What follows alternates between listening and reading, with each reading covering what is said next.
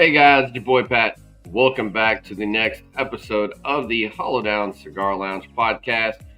We are bringing in the new year 2025 with a fantastic show today.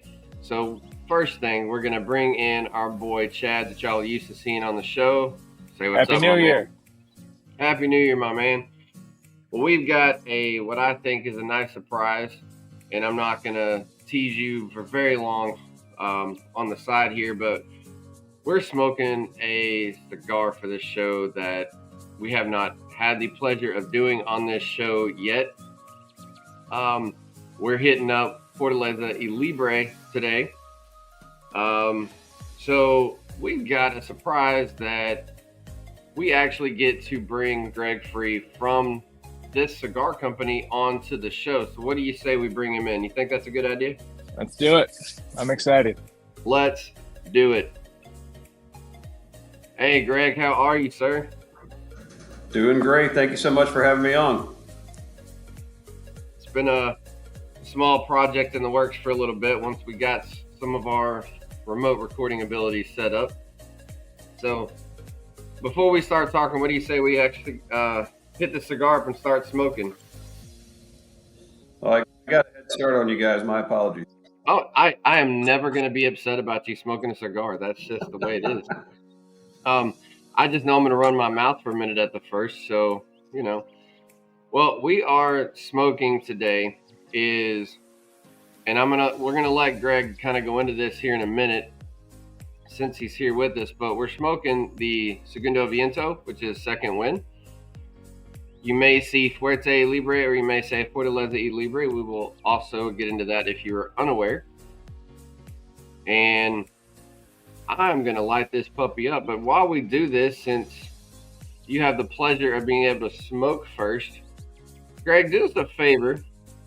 Tell us just a little bit about this cigar and what your idea for it was when you kind of had the blending together. So it was going to be our second anniversary cigar, Segundo Viento Second Wind. It's a perfect name for a second anniversary cigar. So we wanted it to be special. What we didn't know it was going to be as special as it wound up being, and the primary reason is we weren't focused on creating a box press cigar. Okay. Once we got the blend together, it just spoke the loudest in a box press, and that's kind of how we pick our vitolas. Once we've got a blend that we think's working real well for us and we're getting the flavor we want, we then start going up and down in ring gauge and a Parejo, and then we try different vitolas to see if there's just something that really brings it to life more than it already is. And in this particular cigar, it was just a box press. The blend just worked so well in it. Box presses, I wouldn't recommend for a new company to come out with because they're not a large part of the market. A lot of people steer away from them. But this particular cigar has done really well for us. The blend works so well in that particular vitola. But it's got a little bit about the blend. It's all a Dominican core with an Ecuadorian Habano wrapper. It's got a couple leaves of Ligero in there, but don't let that scare you. It smokes like a medium, the first 2/3, but when you get to the band, that Ligero will start to kick in and you'll get a lot more of that nicotine and also body. So it'll kick up to a medium full at the end. So we should see like a progression when we get to that point. That's cool. Exactly. And that's part of the mechanics of the box press, where you've got a lot of the air going through the corners because the box press starts out as a round cigar. And then when you press it, all the pressure is right in the core. Right. So a little bit more air movement in the corners. It's keeping the core tobacco cooler as you get closer to the foot. And then because it's cooler, it's capturing more nicotine and more of that flavor so that when you finally get to that last third, you start burning that. And so that's why this is the one cigar in our lineup where you have a real transition in that last third. And that is actually pretty interesting that you specify that, because we've had a couple shows recently with some other smokes where we didn't go into that great of explanation, but we were talking about the corners on a box press and how, it can change the burn, but we didn't go into that much detail. So that is actually pretty awesome that you explained that part of it as well. So, because, a lot of people that we've talked to, ourselves included, as we were newer smokers coming up, about the only thing that you think of as a box press up first is just the mouthfeel, and you kind of leave that alone because you don't, until you've learned, you don't know the process of the mold and the press and everything. You're just, all you feel is the shape. But to know that it kind of burns a little bit differently than some of your, your Parejos or, your rounder cigars, it's kind of cool that it changes the airflow and the flavor and the smoking experience a little bit. Yeah, the last show we were talking about, I really favor box press cigars. So, and it's for the mouthfeel. I like the box press, the way it sits on your palate and lips. And for me, I like box press cigars. I tend to favor them. If there's a blend and it comes in a box press, I usually try it in that box press first. So far, I hit this. I'll try to retro one right out of the gate and see if it burns, and this one's pretty nice. So I was able to retro it without too much trouble. Starting out nice and smooth. Yeah, I did not have usually I'm not a retro guy, Greg, so we talk about this. Chad is the retro guy. He retros frequently. I usually do it like 3 times a smoke, at the start, the middle, and towards the end, and I'm just not a big retro guy. And that was a very nice retro. That was incredibly smooth. For a guy that usually doesn't retro, I'm pleased on that part. Yeah, and you'll be surprised. People hear that there's a couple leaves of Ligero in there, but this is Ligero that's grown on the same farm as our filler tobacco, so the same 40 hectares in the Cibao Valley. And we're not treating that Ligero to bring it out as a super strong, punch you in the face kind of Ligero, and also it's Pelado Cubano, so it's not going to be like Nicaraguan tobacco, so it's inherently going to be milder from the start. But we're also putting it in there mostly for flavor. But you're not going to get that spiciness that's going to burn your nose. You're just going to get a lot of that really great Dominican flavor. Yeah, and it is pretty much purely hitting me with, the wood and grassiness up first. And I'm starting to get, of course we're early in, starting to get little notes of that woodiness and, cedar tone. And you're right, there's not, the flavor's there, but you're not getting a nasty, bitter, harsh punch at all. And it puts out a ton of smoke. Oh, yes, absolutely. I don't know if y'all have noticed already, but incredible amount of smoke. So one thing I wanted to touch on, Greg, that I really liked when we got these cigars, I loved these cards that came with the pack. And the fact that you have some tasting notes on there, there's some blend notes, and then these cards that you can actually keep track of your preference or what you think of the cigar. I don't know if you guys can see the screen or if it's whited out, but yeah, you probably can't see it. But I'll post a picture up when we're done, just since the light reflecting. I think it's a fantastic idea, especially for newer smokers, even older smokers. It's just fun to do, right? So yes. Keep track of what you catch in there versus what the blend says. Or well, thank you. And it's interesting because I would think everyone would be doing this by now, because every show I'm on, I hear the same thing. Like, this is great, but it's not just shows; it's also retailers. Right. Because in that 5-pack, I also put a card, if it's a retailer, with a wholesale price sheet. So they've got everything they need in one spot every time I stop at a shop. So I'm not just, taking 2 cigars out of my pocket and dropping it off. Everything they need, if they like one of those cigars, my business card's in there, the wholesale price, the blend card, so that they can, if they want to make a decision, they can pull the trigger. So I hear a lot of positive things. I don't know. I never saw anybody else do it. I don't know why I started to do it. I was originally in government contracting, so kind of no relation to retail sales at all. But I just, I know I like to have as much information as possible and in as small a package as possible. So the cards seem to make sense. Plus, they protect the cigars a little bit when you're shipping. It just it's a good move. And as far as I remember, the first time I bought your cigars was at NFG event in Fort Worth, and it was NFG almost a year ago now. It's 24, so it was in Fort Worth. And I remember getting the packs and getting back to the table and talking about these cards with Chad, with Justin and Eldon, actually, because we were all at the same table. Because to my knowledge, I've never seen I've never seen this as a standard thing either. So it's I've not. also a talking point, Greg, too. So even just on, the basic end, if obviously there's a retail function, but if even just on a simpler end, it gave us a conversation point, because we could always go on the website and look up information like everybody else, but like this card as well, just where it has all your current blends. Of course, mine's reflecting as well, but it's got just your basic details and expectations. So it was nice to have right there in the hand as we were trying some of these things out to see how they were, right off the bat, easy information. So I like that. It's a good idea. Whatever made you think of it, it's a good idea.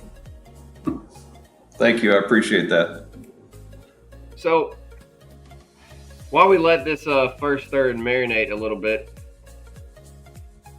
so I kind of briefly mentioned it. So I met you just happenstance at the NFG 24 event. Full disclosure, was attracted to your table because of your logo, because ours, just as a hollow down, is an angry smoking cow with horns.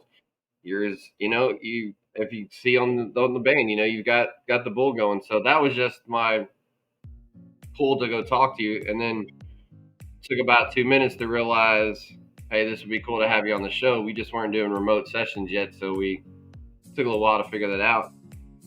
But without putting you on the spot too much, can you give us a little bit about, free reign here, a little bit about your brand, kind of what got you started, where the name came from, kind of open floor, since it's the first time having you on the show, kind of just introduce everybody to what your brand is and kind of how you vibe with it a little bit. Sure. I mean, I'll go back to, the very beginning. Why did I do this? I had a great government contracting job. I live in Northern Virginia. This is where all of your tax dollars go, so there's always plenty of it around. But I had a passion for cigars, and I wanted to do something related to cigars and create kind of a legacy for my family, so that, something that could live on with my kids once I'm gone. And following my passion seemed to be the perfect idea. So in 2013, I started putting money away and started working on the federal side of getting my tobacco importer's license, going through the formal process. It was a tough time for the industry because the FDA had just thrown us into a pile of regulations that just recently got thrown out of, which is great. But back then it was difficult, it was complicated. I didn't know anything about, wholesaling. I didn't know anything about making cigars. But I just kept trudging through, just following this passion until finally, I'm to the point where I want to create this brand name and the vision for it. And I wanted something that spoke to America. My last name happens to be Free. I like strong cigars. Strong and free certainly symbolizes the America that I've grown up in and that exists right now. It's a strong and free nation. Absolutely. I then translated that to Spanish to pay homage to the cigar culture. So it became Fuerte y Libre, or Fuerte Libre. So strong and free. And then I wanted a symbol, like what symbolizes strength and freedom. And so I grew up on a farm. My dad was a horse trader. He bought and sold trail and rodeo horses for 30 years. I worked on a dairy farm. I was in the Future Farmers of America. I was going to be a farm boy so much that I went to college for horticulture. All that changed in the end. But you think about a bull standing at the top of a hill in a pasture, just overlooking the whole herd. Not a worry in the world, but just exuding strength, and nothing's going to come in that field and mess with his ladies. So the bull, the idea of it came out as the bull. I wanted it to be a very simple design that just kind of, you knew it was a bull, but it wasn't the full bull. So, a lot of creative work, working with some logo designers to come up with what would work best. And that's how the bull evolved. As you know, the name has changed recently to Fortaleza y Libre, and that was due to a trademark issue with Fuente Cigars. We had a really nice settlement with them in the end, where we have some time to transition the brand, so I don't have to throw out bands or boxes. We've got a good bit of time to do it, but we're going to do it as fast as we can. So our newest cigar, the Intimidador, has got Fortaleza on the band. We just ordered replacement bands for our Sun Country and Avalanche, so those will have it. When we get down to the last two lines, at that point, we will change it over. Well, hey, we have had very live interesting technical things on this show. So it's a live show. We push forward. But that's I knew some of that, obviously.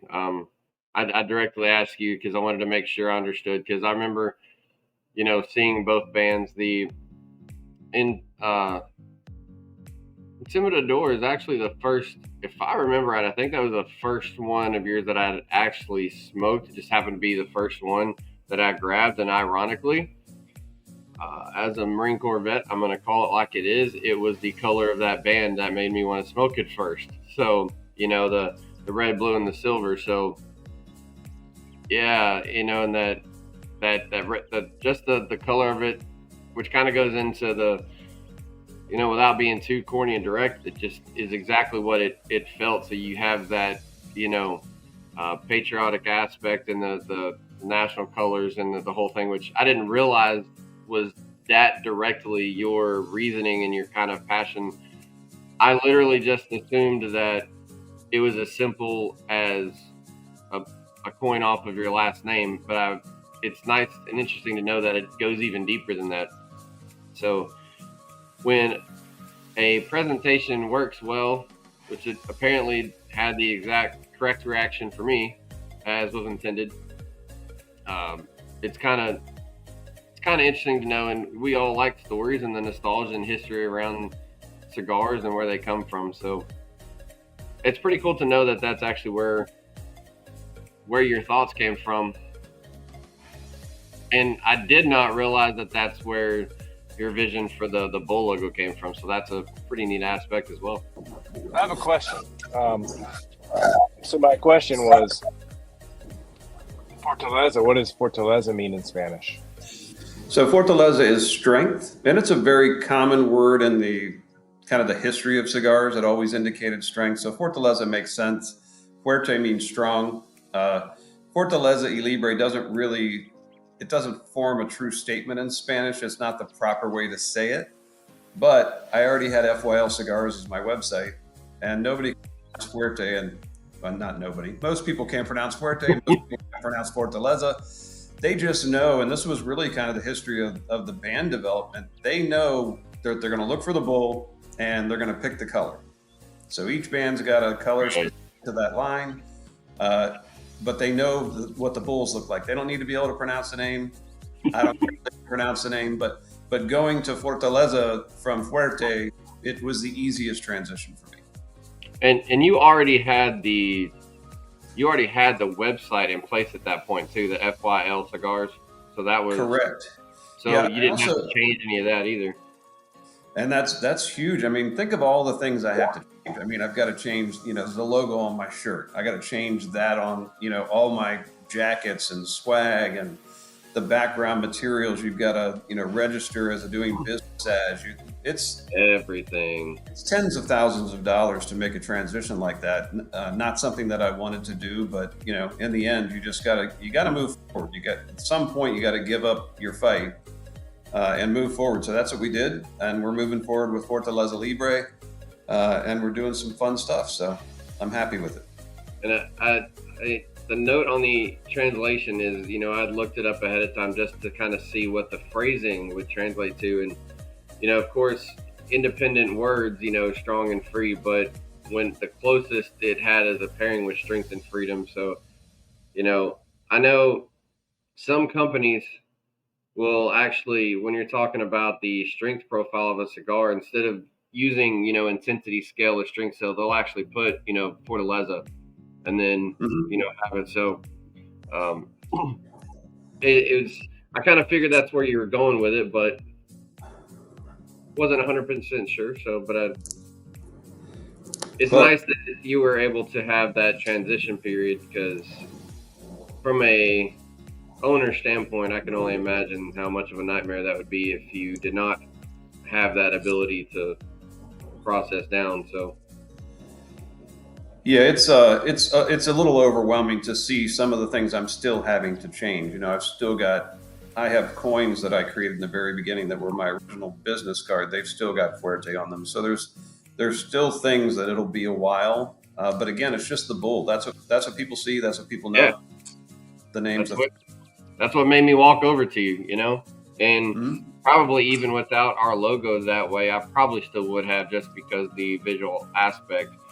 Out of all the people at that event, it's not like you were right at the front door where I was going to see you. I had to migrate, and we were floating around, and it was zoned in on it. So I remembered the bull long before I realized what the actual name of the cigar was. So, to your point, accurate. Well, we were talking about the story of the brand, and you think about it, there's a lot of boutique cigar companies out there, and we're starting from scratch. So we're not like Fuente, whose grandfather started it, or like Padron, whose grandfather started it. So that, there were other people involved to build this story. So the story is really important. I buy whiskey based on the story. I love a good background story on a small distillery. I think that's critical to kind of drawing me in. So I want to, I didn't create the story because I wanted to be able to tell it, but it becomes an important part of the history of the company. And we're building that legacy. Eventually my son can tell that story, repping the brand, and be just as proud as I was doing it. So I know you said, so 2013 was when you kind of started. When did you actually get through that initial process to where you actually had your first cigar? So when was your actual first legit release? How long did that take? Yeah, May of 2019. We released the Bodacious in May of 2019. So we were 5 years this year in May. 5 years, that turning point where, companies now the new brand everyone's talking about. So we made it to the point where we could be a new brand. Right. And it's a tough industry, making not everyone, a lot of people think it's easy, and, and there's tons of money, and, you're going to have fame and fortune in a second, but, you're going up against legacy products. If you did it with ketchup, I mean, how could you go with ketchup? You got, Hunt's and Heinz, and where do you even find space on the shelf? So it's the same kind of thing. Right. You spend all this time building this brand recognition, getting to the point where people want to be a part of it. And that 5-year mark is kind of what it is in the industry. If you get there, you're probably going to make it. We got there, so we're probably going to make it. And I'm happy to help the younger brands. I had plenty of brands that helped me get to where I am. And that's what's great about the culture in this industry, is just everyone's very forthcoming and willing to help. Indeed, and which goes into the vibe of what we appreciate the most is the camaraderie and the conversation and the community aspect that cigar building has. And on this show, we've kind of, you've always had the cigar brotherhood, that you hear a lot, and we've kind of, not necessarily coined the term, but we use the term, friendship therapy on the show. And I think that kind of goes into the entire culture. You have people, from a consumer standpoint, it gives you a reason to bond and grow and learn and experience, but that carrying over into your side, it helps you, bond and grow as a company trying to create a product. So if you're not into cigars, you may not understand that, as we all didn't when we first started. You kind of, even if you know it, you get into it and you kind of broaden out the conversations. And just from a guy like me that, I'm not pushing money in this business. We do this just because we love talking about cigars and decided to start a thing. But the conversation and the camaraderie, just talking to you, is what led us to knowing each other.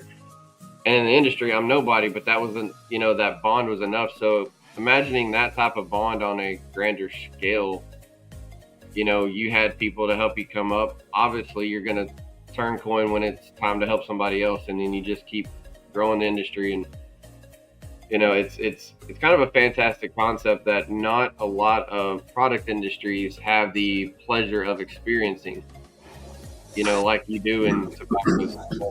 Competition's always a good market, but you start looking at sneakers and everything, it's just heavy competition against each other. They're not always out there trying to help each other as much as cigar world tends to be.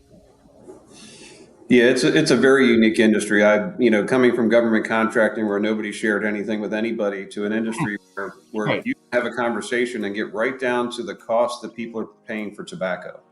what kind of industry would someone tell you what they're paying for their primary resource? It just doesn't happen anywhere else. But everybody wants to make sure that you're going to be successful, because the more of us there are, the better off we'll all be. When I went into my very first retailer, which is Tobaccology here in Northern Virginia and Haymarket and Manassas, it was my home shop.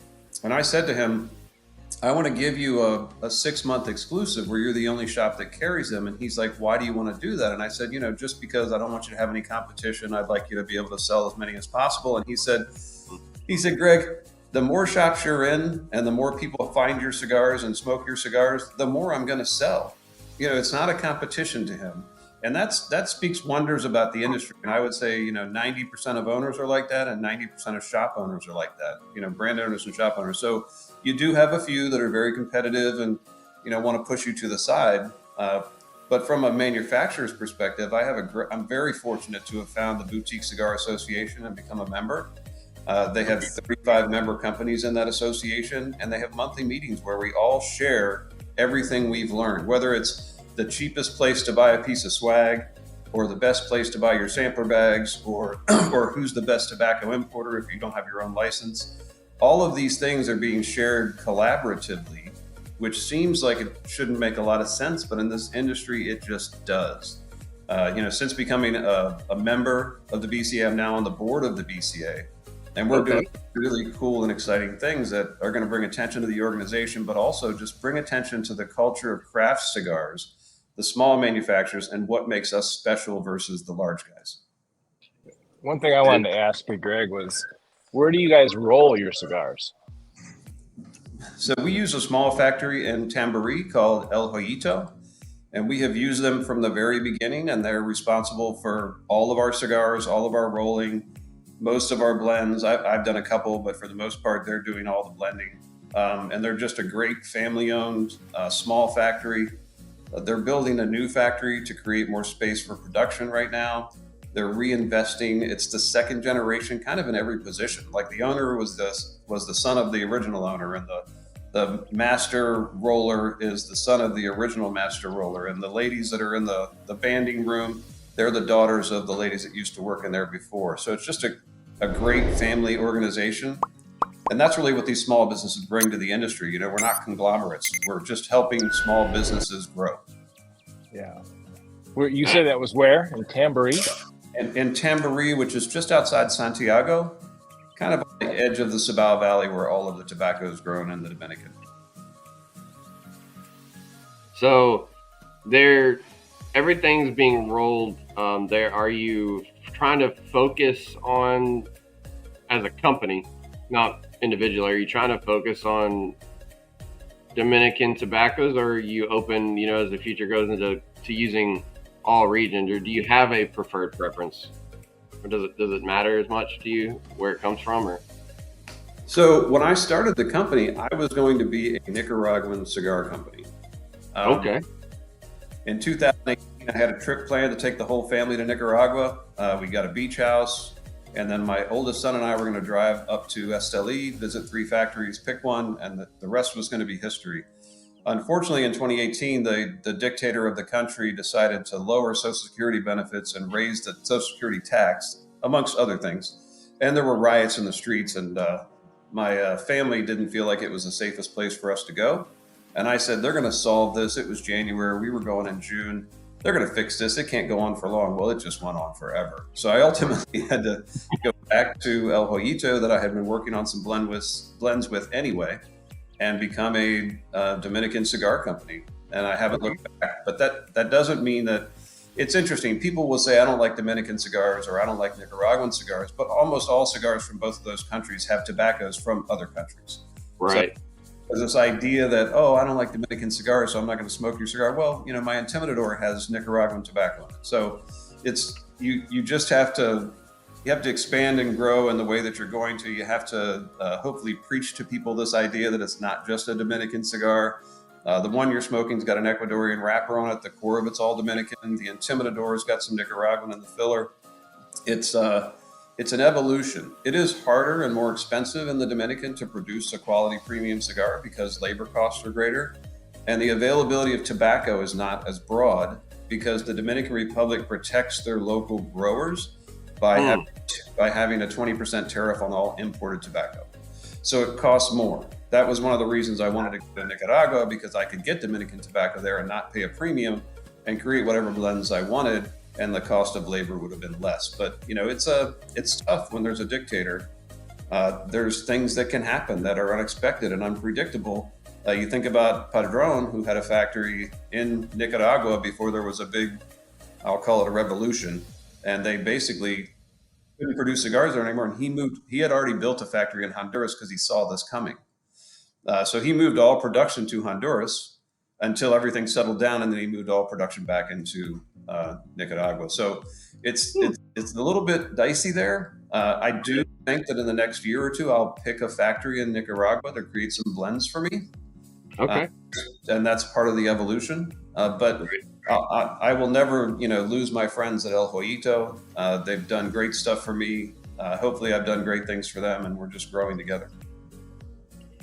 Yeah, there are some notes I did not realize about that, just from the manufacturing side, that tariff point is interesting, which unfortunately makes sense, but it's kind of fun to know, as just as I've grown in cigars, and I know we've had similar conversations within our small group of friends, is like most people, as I grew up, I thought if it wasn't Cuban, it wasn't real. And you very quickly learn that is not the case as time has evolved.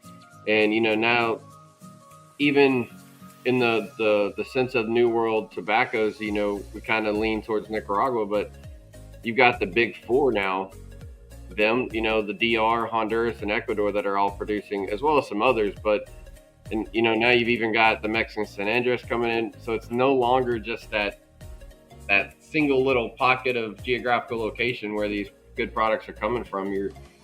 And it's enabled you to create different blends and open up the world, and there's a whole lot more flavor profiles that you can make. So it's interesting to see how different blenders, like you're talking about, pull things from different areas, but without thinking what it takes for you to actually do that, it kind of becomes more impressive when you actually pull out what you're trying to accomplish with these different locations of tobacco. So. Well, yeah, I mean, it's just like wine. If you know anything about wine, you know that most of the Burgundy region in France is Pinot Noir grapes. I'm not a big fan of French wine. I am a big fan of Pinot Noir, but it tastes completely different out of France, and it's based on the soil and the climate. Grapes love a struggle, and they can get a great struggle in Oregon, which is where I think the best Pinot is grown. There's good Pinot in California as well. But it's the same thing that happens with tobacco. So Pennsylvania has a very unique flavor profile because the tobacco's, it's not in the perfect location. It's not in the perfect soil. It's struggling a little bit. It's a little bit harder to grow. It's a good angle to take on that. Yeah. Nicaragua has a lot more they have active volcanoes there. So the soil's got a different consistency than the Dominican Republic. It's the same effective latitude, but so the weather's basically the same, except for, different elevations and et cetera, but it's a completely different flavor. And Cuba is the same, where you just, how the soil is naturally, and then how you're treating the soil and farming the soil impacts the flavor of the same seed. A great example of that is we're using in that Intimidador, we're using first generation Cuban seed as opposed to Dominican Pelado Cubano, which was originally Cuban seed, but it's morphed over time. It's evolved over 100 generations of growth into its own thing. And so we're using the Criollo 98 hybrid from Cuba in that Intimidador as the primary filler, and it's a different flavor than Dominican Pelado Cubano, even though that's still originally a Cuban seed. Just morphed over time. Yep. Well, as we were talking the last few minutes, I've just at the band and almost on cue, I've started to get a little bit of, for lack of a better word, I'll use intensity growth, but it's still not bitter or harsh, but you can feel it coming. So since, as I am great on this show of running my mouth at times, have not let Chad, I would like to see if you have pulled anything out, because you actually normally tend to pull stuff out a little quicker than I do. So before I say anything, have you noticed any of those transition notes from what he was saying we should see? Or I got, well, I'll start off with, Pat knows this too. I favor Dominican tobacco. I think it's cleaner to the palate than a lot of the Nicaraguan stuff that's out there. But I have noticed, I started out with some wood, and I'm just starting to get some nuts. I don't know if it's like an almond, but I haven't gotten a lot of change really. It's just been super smooth and good. And it's a smokestack. It's really biller in the smoke, which I like. I didn't personally see any difference in flavor change. I got a little bit more. I guess for me, the wood came out. It seemed to be a little bit. This is interesting to say because I don't know if I've been able to say it this way before. It felt like it got bolder, but also smoother at the same time that transition point hit, which was interesting because a lot of times if you get bold, it gets harsh, and it didn't. So personally appreciate that. So I've had no harsh notes at all. So, but it's staying pretty consistent. I haven't had a lot of change. I think that I mentioned on the card some hay, or was that what it was? Grass or hay, Greg? In the original, yeah. So, and I that's what I pick up out of Dominican tobacco is kind of more of a floral and field ish. Also, that Ecuadorian Habano wrapper is bringing a little bit of that as well. But as you get deeper into this blend, that Ligero in the core is going to bring a little bit. It's going to take you out of the field and kind of put you in the woods a little bit. Okay, that makes sense. I'm about halfway right now, so I took my band off a little early. I still had about 3/4 of an inch to my band, so I'm probably going to be getting there soon. But it's a great cigar. Speaking of how smooth it is. Speaking of the brand, and I'm going to say it this way, since we have a brand owner on here, and I don't want to trash anybody, but we have all probably talked about a couple brands who, and this has nothing to do with the tobacco, with the bands, right? Because we've all had some cigars that unfortunately get destroyed when you take the bands off. Too much glue, too much pectin, whatever. The simplicity in which your bands come off is a personal thing that I incredibly appreciate. So whoever is determining how these are placed and how they're installed, they need a slap on the back in the best way, because I understand that has nothing to do with the tobacco and the blend and the product itself when it comes to the cigar. But it's really sucks when you're smoking a really great cigar and you still got a third to go and you pull a band off and half of your wrapper comes off. So I have not had that happen with anything that I've smoked from yours yet, and I personally very much appreciate it. That's a huge pet peeve among all cigar smokers. Oh my goodness. Pretty much goes unsaid that is very frustrating. Yeah, I can tell you that I get a lot of compliments about that, and I always send those compliments to the factory because, you want to acknowledge what they're doing great. And I'm very fortunate to be at a factory that while they never had a U.S. brand before me, they're doing things right. They're all doing things in a way that they take it very personally. A small family-owned factory, it's their livelihood. They're not going to mess it up. I will tell you that you're going to be disappointed with #GMFF band because that's it's a paper band, and it doesn't want to come off. It's not thick enough, and the glue, because the paper band is going through the whole thing. You don't see it, but it attaches itself in a way that it's frustrating. So get yourself a little knife available to pop that sucker off if you need to. Will it slide off before you smoke it? It will not. Okay. There you have it. I'm giving you a little warning on that one. So little warning. But it's kind of the problem with a paper band. You have some brands that use just paper bands, but that cigar is not meant to ever be sold. It's an event exclusive that you can only get at an event. And so it's got a special band on it. And that's the way it should be. And just as a teaser, because we're going to bring that cigar back on the show. We're, hoping to bring you back for some things later. What does GMFF stand for? Where did that come from? Well, so professionally it stands for Good Morning Fortaleza Fans. Okay. but the reality is, my ex-wife called me something one day, and it stuck. I was in a meeting, and one of the owners of the company was giving me a hard time, and I came home and I was talking about it, and she said, "Doesn't he know that you're Greg motherfucking Free?" Hell yeah. Hell yeah. All So- right, now we get to the root. So I always said I would have a cigar named that. So it's the event exclusive. The idea behind an event exclusive is it's a brand that's very unique. It's not going to taste like any of our other cigars. It does have some of that Criollo 98 hybrid first generation in the filler, and one of the Lajero leaves is from there as well. But the other part of the filler is Pennsylvania. And my family is originally from Williamsport and Montoursville, Pennsylvania. Both my grandparents are from there. And so I always wanted to do something with some Pennsylvania tobacco. And that Broadleaf?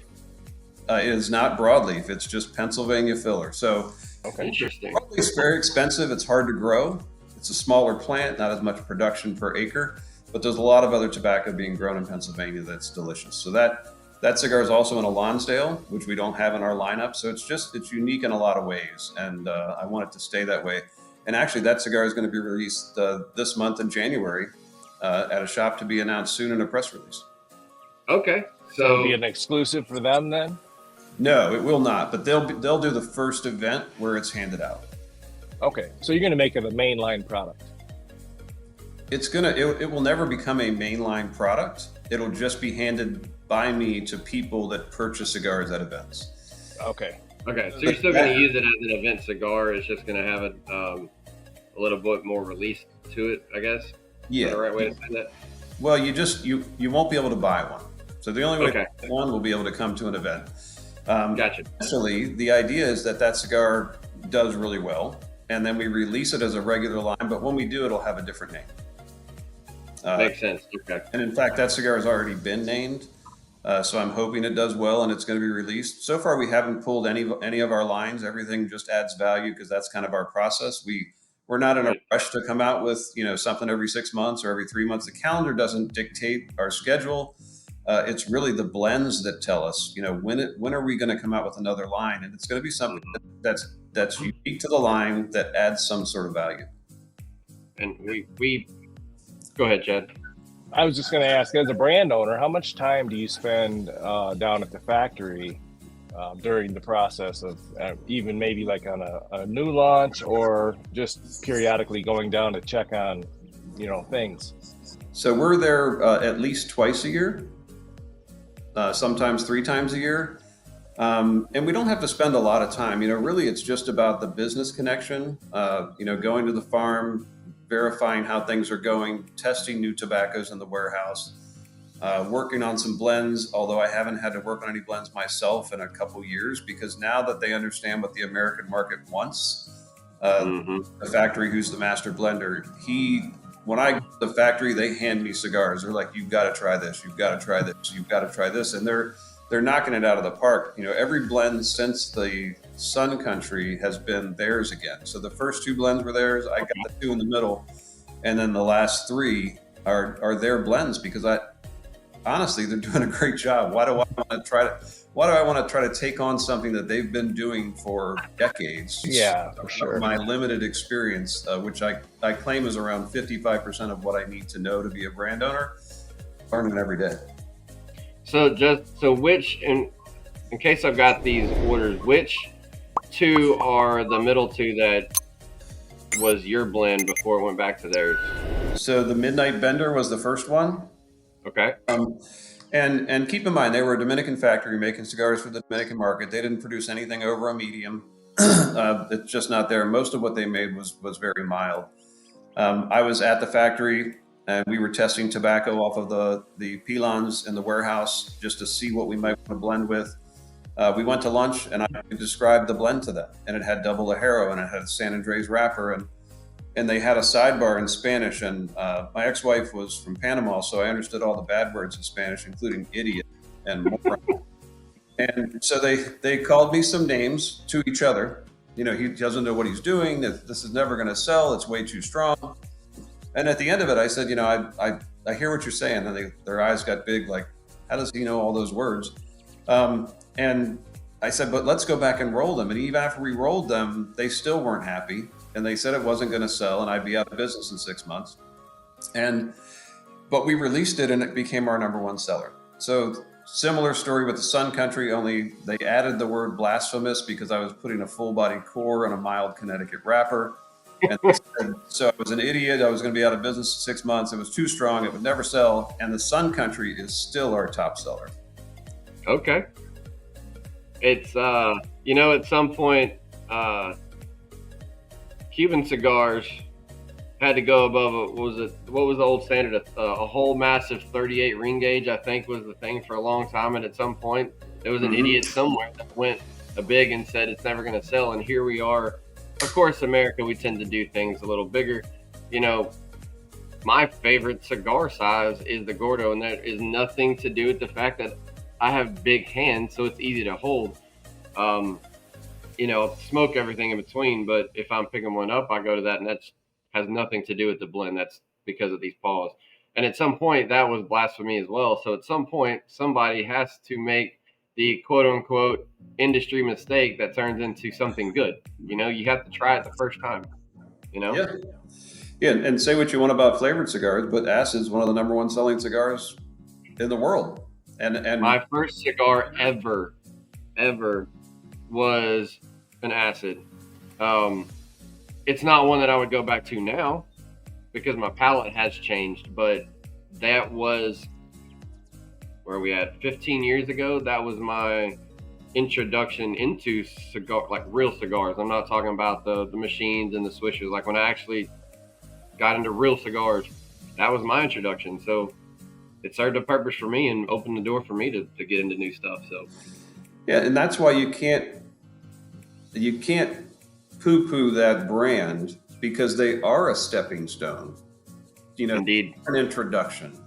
I think it's great that they exist. I'm personally not going to be creating flavored cigars because I think there's a risk in that market because of what the FDA, hopes to do one day. Yeah. Also, it's just not my thing. But for now, they're doing incredible stuff. And, when Swisher bought them, they bought them because they wanted to have a powerhouse of flavored cigars. And plus, they wanted a premium cigar brand as part of their portfolio. And they've been doing great stuff ever since.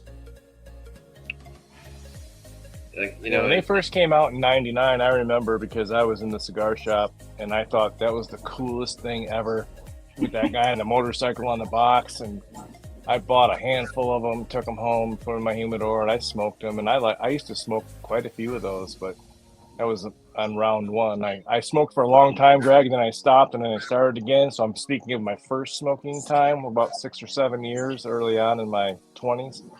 But I remember when Acids came out, and that was just like, this is the coolest thing ever. And they smell amazing, like when you smell the box, but when you smoke them, like if I smoke one now, I'll get a headache. They're just not for me anymore. But it's a good stepping stone. Your profiles and your palates change, and you grow, and that's not to say anything good or bad. That's just you change what you want, you change what you're into. So I think it's a good entry level because it gets people smoking that normally wouldn't because it's not such an offensive smell. It's not, it's a little more perfumey, and so people are like, oh, I'll try that, and then they get into cigars, and sooner or later they figure out what they really like, and it's not any of those scented or infused cigars. It's real tobacco. Right. Yeah, it's a little bit like a pipe. I love the smell of someone smoking a pipe. My dad used to smoke a pipe, but when I tried smoking a pipe when I was 18, it doesn't taste the same as it smells when someone else is smoking it. It's just a different experience. I did it for a year, trying to emulate my dad, but in the end, I moved away from it, and I didn't smoke anything for years. And then in 1992, a neighbor of mine gave me a Baccarat because we lived in a neighborhood that was next to a protected wetlands, which is a really friendly word for swamp. And there were so many mosquitoes. And he's like, you're never outside. You built this patio. You got a hot tub. I'm like, these mosquitoes are killing me. He's like, well, you should smoke a cigar. And I'm like, why would I? He goes, it'll keep the mosquitoes away. And I'm like, so I smoked Baccarats, which is what he smoked, for 3 years. And they have a sugar dip tip. I didn't know there was anything else out there, honestly. And then he went on vacation after 3 years of me smoking Baccarats, and I had to go buy a cigar. went into a Davidoff cigar shop in Maryland, and I didn't see any cigars. There was a couple guys smoking cigars, and I'm like, hey, I need to buy a cigar. And I showed him the band that I had been smoking, and he goes, well, let me show you what we have. And I walk into this room just full of cigars. I had no idea there were this many brands. I had no idea that it was so colorful, and it was just a powerful experience. And the smell in that room was like heaven. Yeah. You know, like a good tobacconist, he wanted to know how much I wanted to spend, and he knew I was smoking Baccarats. He wanted me to try something else. He's like, I'm not going to send you home with any Baccarats. I do have them, but I'm not going to sell them to you. I'm going to sell you 5 cigars I think you'll like, and then you're going to try something new. Yeah, you'll come back with the 2 bands that were your favorite, and I'll get you another 5 cigars. So I smoked my way through the humidor over the next couple of years, and that's still my style. I'm not a one brand person. I kind of sometimes before I had my own brand, I would get in a not a rut, but I would get in a zone with one particular brand, and I would smoke them for a year or two, predominantly those. But still, when new stuff came out, I'd buy one of those and try them. And Chad kind of brought this up. I don't remember if it was actually on a show or just us smoking together. I'm not sure, but we were talking about, everybody has, or it seems like everybody has maybe 2 or 3 brands that kind of turns into their, I guess, if you home-based brand. But neither one of us stick to that. We each have our 2 to 3, but I have an entire. In fact, those Herfadors, those new Cooladors that came out, a year or 2 ago, I have that one specifically for singles. It holds about 500, and I get nothing on those but samplers and singles of whatever the hell I run across of, and just first in, first out rotate. So I never know what I'm going to pull out of that one next, because I do that on purpose. I throw it in the bottom, let it rest, and by the time it gets back to the top, I have no idea. So I'm kind of all over the place, just popping different brands. And the intrigue and the differences between all these different brands and blenders, like, you're never going to touch them all. It's about physically impossible. So even if you have your favorite brand, whatever that is, it's kind of interesting to just start touching everything. And similar but different in yours is, I said, as it was my introduction, fully disclosed, I was on base, and that was at the 7-day, and it was the cheapest cigars they had. So that's what I went through. I didn't know any different. I didn't know anything. And they only had maybe 4 or 5 brands. There's really small little humidor section. Of course, most of that is alcohol, because you're on base. What do you do? And it wasn't until I got to San Diego, got into the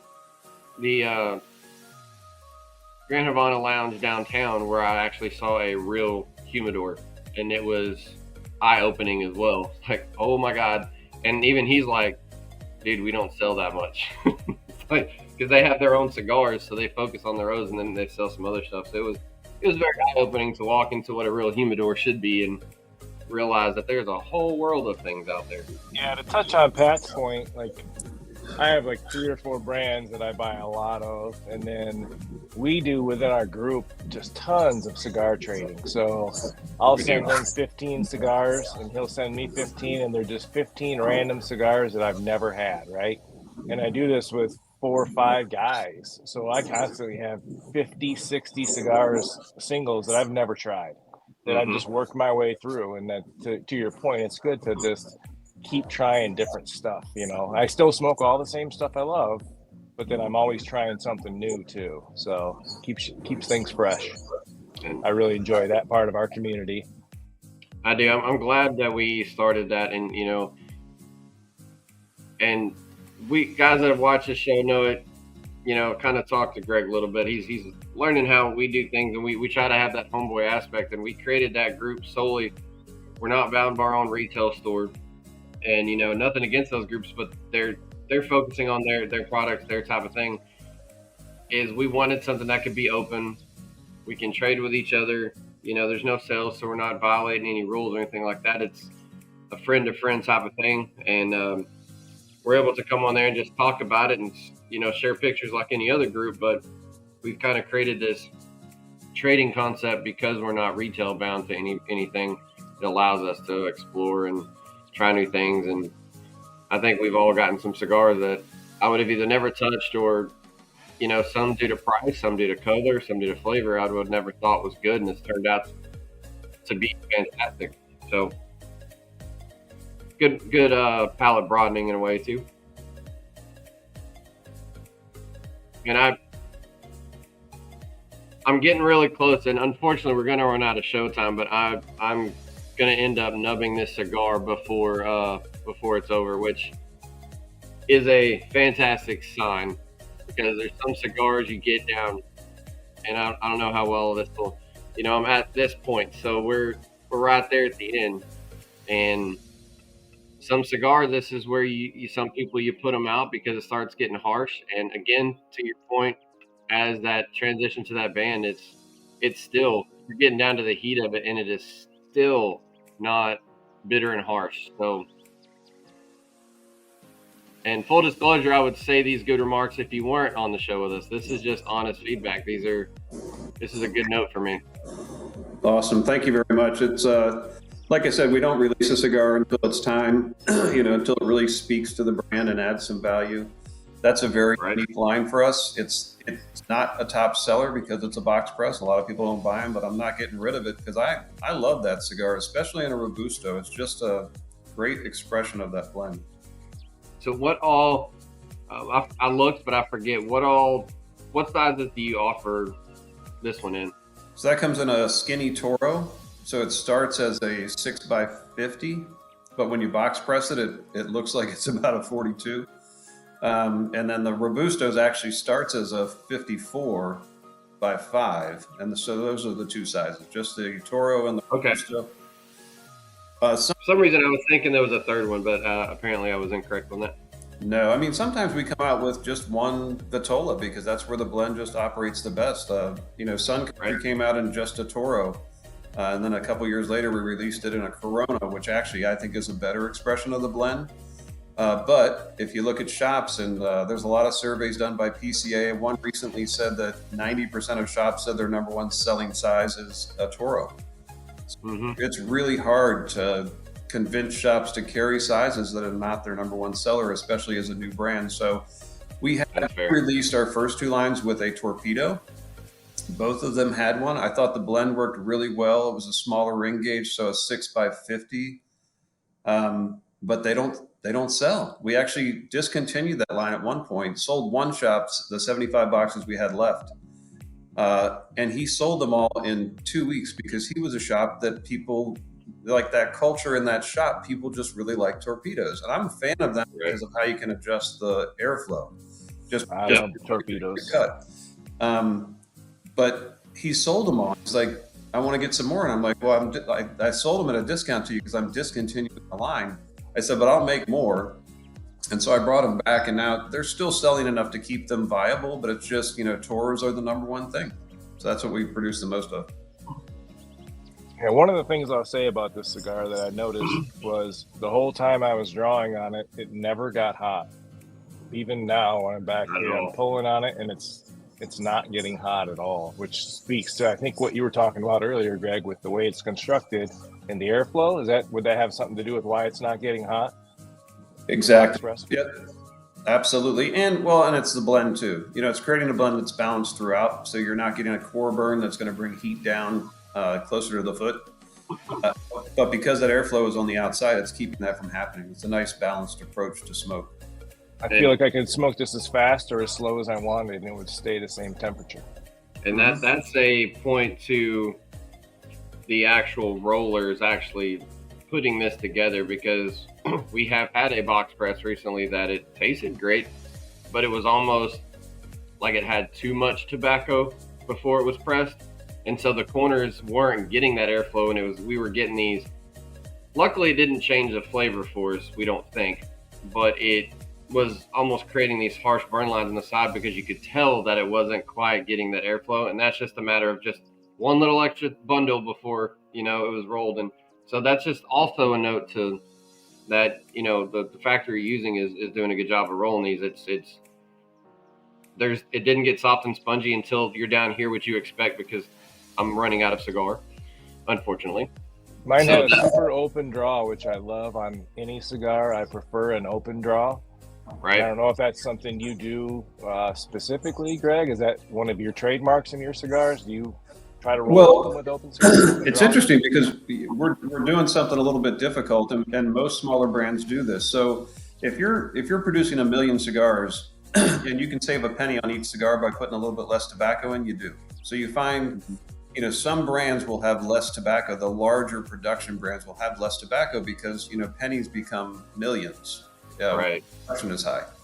So we're putting more tobacco in because we want to have longer burn time. But there's a risk in that, that you do develop a cigar where the draw is too tight. So it's a balancing act. But, we're using accordion bunching, which gives us style, yeah. Yeah, which gives us really good airflow. And the factory is, really conscious of trying to give the smokers the good smoke time, but without going too fat, too much tobacco in the core. And I'm kind of sad at myself in every way. I usually will look at the bunching, and I'm kind of sad that I didn't actually pay attention to that this time. But now that you bring it out, even though I've kind of squashed it a little bit, you can still kind of see how it was bunched to begin with. Yeah, one of my other favorites does accordion style bunching, and I love the draws on all of their cigars because they're so open. Well, Greg, this is the part of the show that we always say is the worst part of the show, which is the time that we got to start wrapping things up, and it's always a sad moment. Doesn't mean we're going to stop smoking because I'm going to hit the end button and then I'm about to hit my number because I plan on getting every bit of this that I can before it turns into pure ash. Which I have, it's great. And I'm going to keep saying it.